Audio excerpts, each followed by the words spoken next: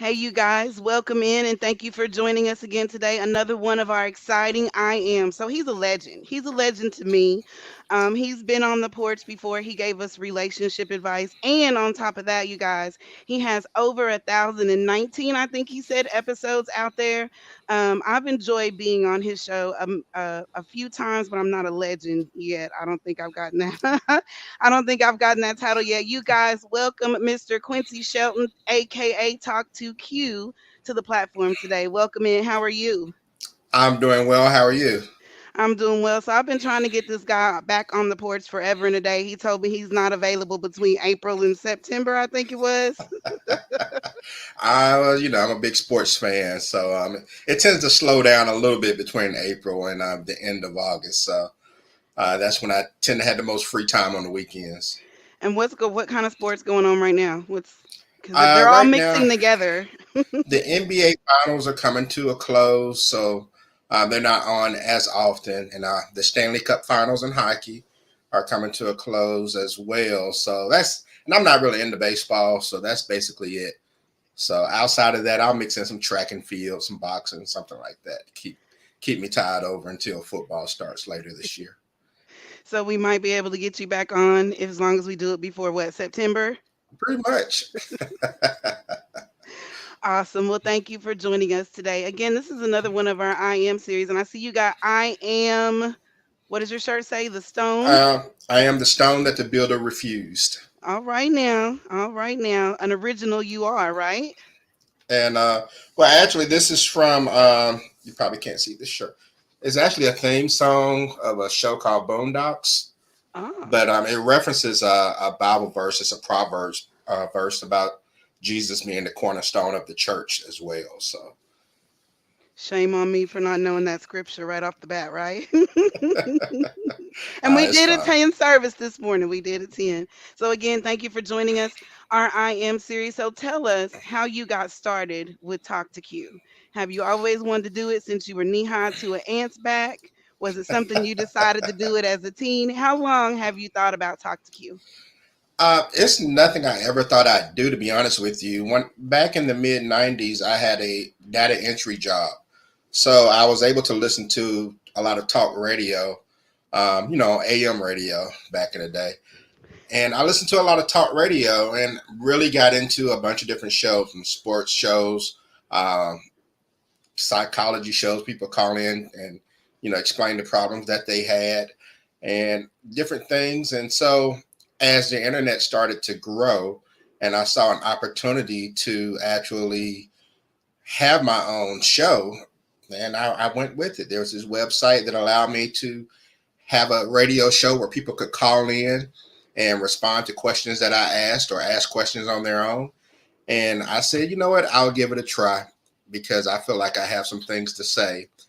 And it just kind of went from there. And what I thought was going to be maybe one or two episodes have turned into over 1,000 and over a decade of being online. YouTuber, and you never thought this is something you would do?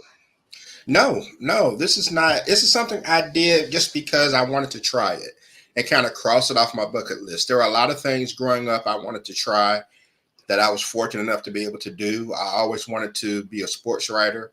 I got an opportunity to do that for my local newspaper. And so talk radio was something I never thought I would seriously be able to do. But once the internet kind of opened up, it gave me an opportunity. And I wanted to give it a try for at least one time. But after I did the first show, someone liked it, said, hey, I want to come on. And it kind of went from there. But the only difference is that my show had to transition because the first 10 episodes was really about me talking and giving my point of view on things. But after about 10 episodes, I realized it was more important to get other people's opinions. So I made the show about the callers. And so I would ask the questions. I really didn't give my opinion, what I thought. I would just kind of, moderate and allow them to debate topics back and forth. And it just kind of grew from there, took a life of its own, and became so fun. I couldn't stop doing it. So you just woke up one morning and decided this is for you. Yes, pretty much. That is awesome. So COVID, what was that like for you? For some people, they said COVID brings out the hustler in you. If it didn't, you're just not a hustler. How was it for you? Was it a push in your century of getting this done? Did it give you the push to do a little bit more? COVID caused me to be more creative because the COVID the pandemic brought about a lot of competition in the podcast world. Everybody had a podcast during the pandemic. And so when I started back in 2011, podcasting wasn't sexy. It wasn't a thing to do. It was pretty new. But fast forward to the COVID era, now everybody's doing it. So, you start to see your audience decrease and things of that nature. So it kind of forced me to be a little more creative with my marketing. And also forced me to be a little bit more active on social media to try to get the word out there about my show. So it did kind of, make me hustle a little bit, but it wasn't anything bad or stressful. So I still kind of made sure that I kind of did things at my pace because I didn't want to get burned out. Because, like I said, this is more of a hobby to me than a hustle. Yeah. What was the biggest challenge for you getting started? Well, the biggest challenge getting started is just getting someone to listen. Because when you have a call-in show, if no one calls in, that could be a very lonely show. My very first episode was less than 15 minutes long. No one called in, and it was just me kind of rambling about whatever the topic was. I can't even recall. And so the next episode, I had two people call in, and I interviewed them. We had a lot of fun. They were really crazy. And it kind of went from there. But the hardest thing is when you have a call-in show, you have no idea if anyone's going to call.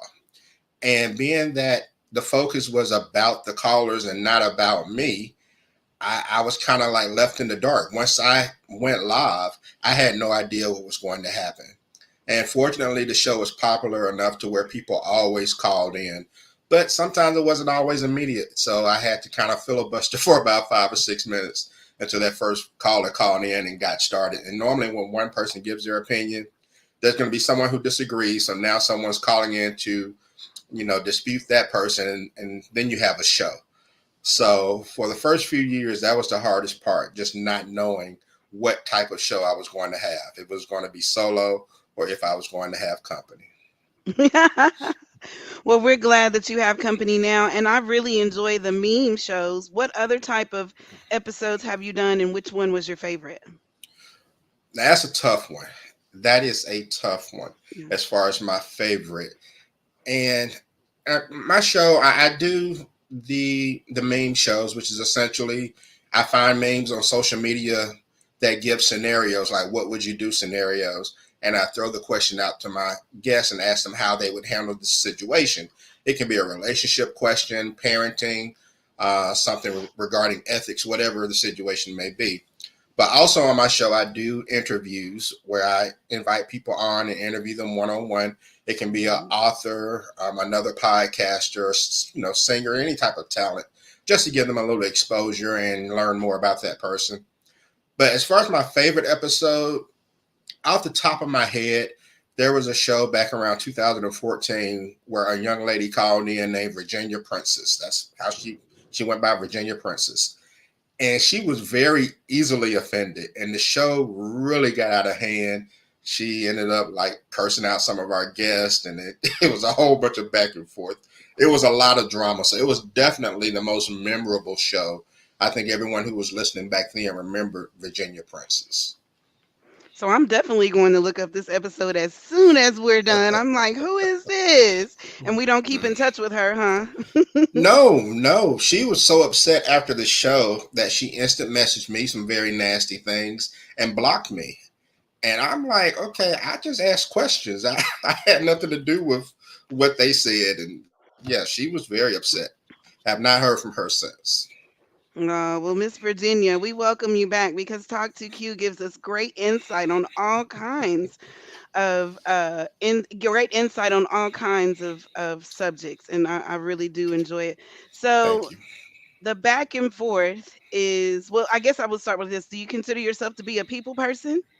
Because I'm not, Absolutely. which is weird for a podcaster, right? That does seem a bit unusual, but yes, I am a people person. I value any type of opportunity to have a relationship with someone or a friendship with someone because I mean we're on this planet for a very short time, and so I take advantage anytime of opportunity to meet someone new, learn more about them. That's how I grow as a person as well, listening to different perspectives. Because even if you don't agree with someone, it's still nice to hear a different perspective. So it helps kind of shape, maybe your thoughts as well. So I am definitely a people person. Definitely a people person. And we can tell you guys when we meet on Talk to Q show, he is always so gentle in allowing us to give our opinions.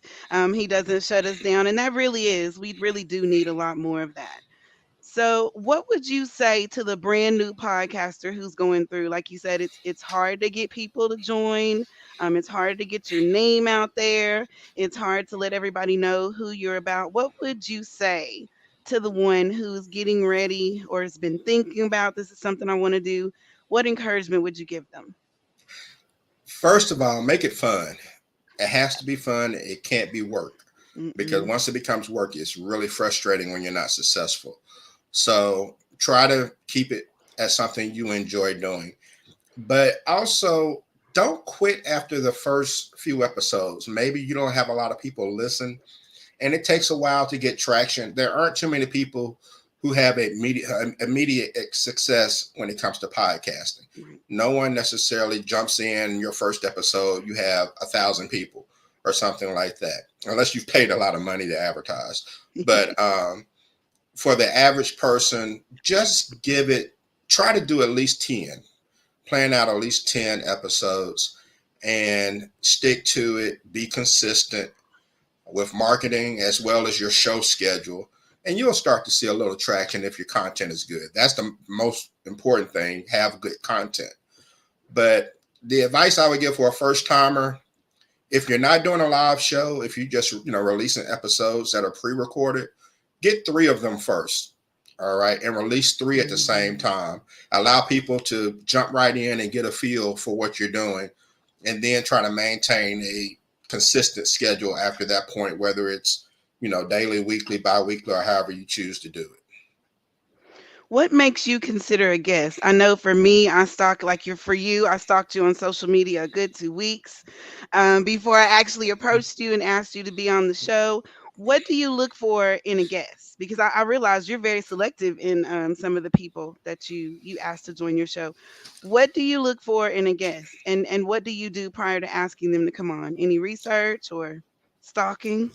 Uh, Usually I engage them in some type of way, in some sort of conversation, or yeah, it could be just some sitting in the background and kind of watching them on social media and how they respond to certain things.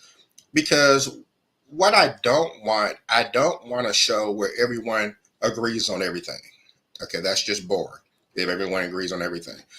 So I try to find that nice concoction of personalities where people have different perspectives, or even if you agree on something, maybe you have a different approach on how to reach that ultimate goal that we're discussing. So I will kind of sit back and watch, but mainly I try to reach out to have conversations with people and get to know them as a person and know how they think. And from there, I can say, okay, this person would pair well with this person, and try to create that nice clash, so to speak, online. I mean, I want it to be respectful. I don't want to be crazy or anything, but I want people to be able to have different approaches to solutions, so the viewer or the listener can kind of come to their own conclusion. Because one thing about my show, my tagline is no experts, just opinions, and that's what it's all about. I'm not saying that I'm right or anyone on my show is right. I'm just saying, here's what we're presenting. Soak it all in and make a decision for yourself on how things should be handled. Yes, yes. And again, we enjoy being on there. I'm always afraid to speak up and say exactly what's on my mind because we don't need the world to know all of that just yet. We're gonna we're gonna creep on out into that. But I do enjoy that the fact that you ask people to express different opinions. But I've noticed that we don't you don't do a lot of episodes about politics. That's not an area of interest for you. It was at one time. It really was. A matter of fact, the most listened to show I've ever had was a political show. And so I guess the reason why I've kind of deviated from it as of the last couple of years is that politics has become a very nasty topic to discuss now. It's very difficult to get reasonable people to discuss politics. It always seems to get out of hand. And so that's why I've kind of shied away from it because discussing politics is very difficult. In order to keep cooler heads, so to speak, because people are so devout right or devout left, and no one wants to meet in the middle anymore. And it's not a good idea to have a conversation with people who are unreasonable about a topic. Not at all. And I do, Mr. Ray. I hope you get the chance to watch this episode because this is a shout out to you. Love the fact that he always gives his honest opinion, regardless of what the room says, and that's just how it goes.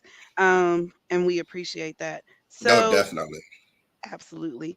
The next thing, or the last question I would like to ask is, what would you say to the younger you, to the one who's experienced everything that you've experienced in life? If you could talk to the younger you, what would you say? I would say regarding podcasting, I'm assuming. Life in general. Well, I'll answer it in two parts. Regarding podcasting, I would say push harder and make more money because early on, I had a lot of sponsors. So the money was good. But because it was a hobby to me, I really didn't treat it seriously. So I could have done more. I could have made more. I could have established myself even, a lot better than I did before all of this competition came along and all these corporations and celebrities and athletes started podcasting. So I could have entrenched myself a little more. That's what I would say to myself, 12 years ago if I had to. But as far as life in general, the only thing I would probably do differently, well, I guess the advice I would give to my younger self is invest more. Okay. I kind of got into investing and saving a little later than I wish I would have. And I just think I would have had a lot more financial opportunities had I started, 5 to 7 years sooner, back in my 20s and things of that nature.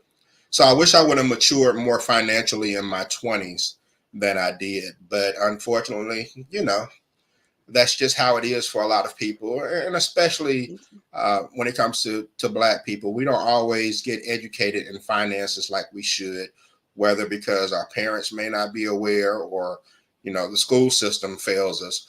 But I really wish I would have been a lot more financially mature in my 20s and not wait until age 30, 31 to get my credit score right and things of that nature, and take advantage of things that I could have been doing back then that I'm kind of doing later in life. Understood. I am right there with you. So tell us where Talk to Q is going in the future and where we can find you. That's a good question because right now I'm not on a consistent schedule. At one point, my show was 4 days a week, and then it dropped to 2 days, and then weekly and bi weekly. But now it's kind of just on an as needed basis. When I feel the need, I reach out to people, see if they want to do a show with me. So the next show will most likely be later in the month of June. But as far as where people can go and keep up with that, you can go to my website at talk2q.com. You can follow me on Facebook. I have a fan page. Just search for Talk to Q, and it's all one word. Just talk the number two Q, or use hashtag Talk to Q, and you can basically find me anywhere on social media. So whether you want to watch the show on YouTube, or if you want to listen on Apple Podcasts, Google, or Spotify, whatever your preference is, because some people like to listen to podcasts. You can do it all because the show originally started as an audio podcast. I just recently got into YouTube a few years ago, and I have a lot of clips of my show and full length shows as well on YouTube. So, however people want to check me out, I would appreciate it. And even if you just want to engage with me and possibly be a guest someday, then, like I said, just hit me up at one of those spots and we can make it happen. I'm always looking for fresh faces. So you guys heard it here. If you want to kick off your celebrityness, if that's a word, I'm making up words all the time. Celebrityness, you can kick it off on the Talk2Q radio show. He's giving you all of the avenues where you can find him. And of course, we're going to keep sharing his stuff. Thank you so much for joining us, Mr. Q. Any last words?